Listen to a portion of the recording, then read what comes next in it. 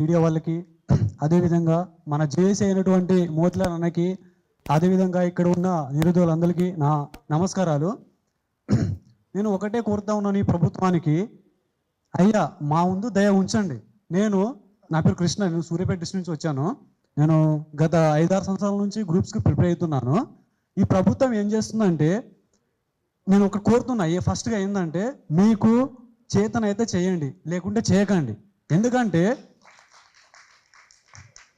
ఎందుకంటే మేము ఇంట్లో ఉండలేక, ఊర్లో తిరగలేక, ఇక్కడ రెంటు కట్టలేక, మెతుకులు తినలేక, తిన్న మెతుకు అరగలేక చస్తున్నాం అండి.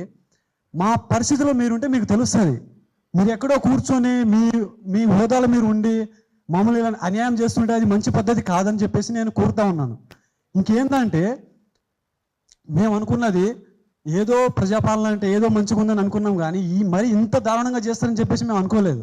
ఇక్కడ మా నిరుద్యోగ కష్టాలు, అక్కడ ఊరిలో కోసం మా అమ్మనాలు పడుతున్న కష్టాలు ఎలా అండి, ఎలా ఎలా ఎలా సహించాలి మేము అసలు దీన్ని? మేము ఒకటే కోరుతున్నాను ఈ ప్రభుత్వానికి, మీకు ఉద్యోగాలు ఉంటే పలానా ఉద్యోగాలు ఉన్నాయి, పలానా తేదీకి ఇస్తాం, పలానా సంవత్సరాలు ఇస్తామని చెప్పేయండి. లేకుంటే మా దగ్గర ఉద్యోగాలు లేదు, మేము ఇవ్వలేము, దయచేసి మీ పని మీరు చూసుకోండి అని చెప్పేయండి. అంతేగాని మీరు ప్రతి ఒక సమావేశంలో ఒక మాట, ఇంకో సమావేశంలో ఒక మాట చెప్పేసి మా ఆశలను మీరు మొత్తం ఆవిరి చేస్తున్నారు. మేము కన్న కలలన్నీ మీరు మొత్తం నాశనం చేస్తున్నారండి. ఇది చాలా అన్యాయం. మీకు చేతనైతే చేయండి, లేకుంటే చేయకండి, వదిలేయండి.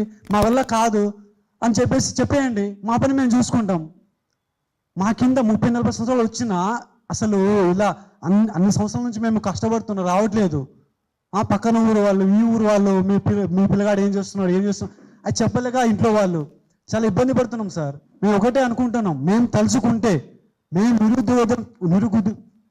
నిరుద్యోగులం తలుచుకుంటే నువ్వు ఉన్న ఇంట్లో నుంచి ఎత్తుకొచ్చి రోడ్లో నిలబెట్టి నువ్వు అడిగే అర్హత మాకుంది. నేను మీ ఫామ్ హౌస్లో ఉన్న కాదు, నువ్వు ఎక్కడున్నా, నువ్వు బీహార్లో ఉన్నా, ఢిల్లీలో ఉన్నా కూడా అక్కడి నుంచి నేను ఎత్తుకొచ్చి రోడ్డు మీద నిలబెట్టి నిన్ను అడిగే దమ్ము మాకుంది. కానీ అంతవరకు దిగజేరాల్సిన అవసరం లేదని చెప్పేసి మేము అనుకుంటున్నాం. అంతేగాని మా చేత కాదని తనమని చెప్పేసి కాదు. మేము ఒకటే అడుగుతున్నాం, ఎన్నిసార్లు మీడియా సమావేశాలు ఎందుకండి? ఇప్పుడైనా కనువిప్పు చేసి మీరు మీ ప్రభుత్వాన్ని మేల్కొల్పండి. ప్రతి సమావేశాలు మీరు ఒక్కరే మాట్లాడడం కాదు, చాలా విద్యాశాఖలు ఉన్నాయి, చాలా శాఖలు ఉన్నాయి, వాళ్ళు కూడా మాట్లాడి మంచిగా పరిపాలన చేయాలి. కానీ ఉన్నది లేనట్టుగా, లేనిది ఉన్నట్టుగా సృష్టించి మమ్మల్ని, ఇక్కడ నిరుద్యోగులు మమ్మల్ని, అక్కడ మా పేరెంట్స్ని ఇలా చేయకండి ప్లీజ్. ఇది ఆవేదనతో చేస్తున్నాం మేము, ఏదో కావాలని చెప్పేసి కాదు. మేము ఎందుకంటే మా టైం వేస్ట్ చేసుకుని ఇక్కడ వచ్చేసి ఇంత చేయాల్సిన అవసరం మాకెందుకు? దయచేసి గవర్నమెంట్కి ఒకటే అడుగుతున్నాను, మీకు చేతనైతే చేస్తానని చెప్పండి, లేకుంటే చేయొద్దని చెప్పండి. అంతేగాని మాకు ఆశలు, మా ఆశలన్నీ ఆవిరి చేయకండి, ఆశలన్నీ మొత్తం బుగ్గిపాలు చేయకండి. ఈ అవకాశం ఇచ్చిన అందరికీ నా ధన్యవాదాలు తెలియజేస్తున్నాను. Thank you. అందరికీ నమస్కారం అండి. ఇక్కడికి వివిధ ప్రాంతాల నుంచి వచ్చిన మా మిత్రులు కానీ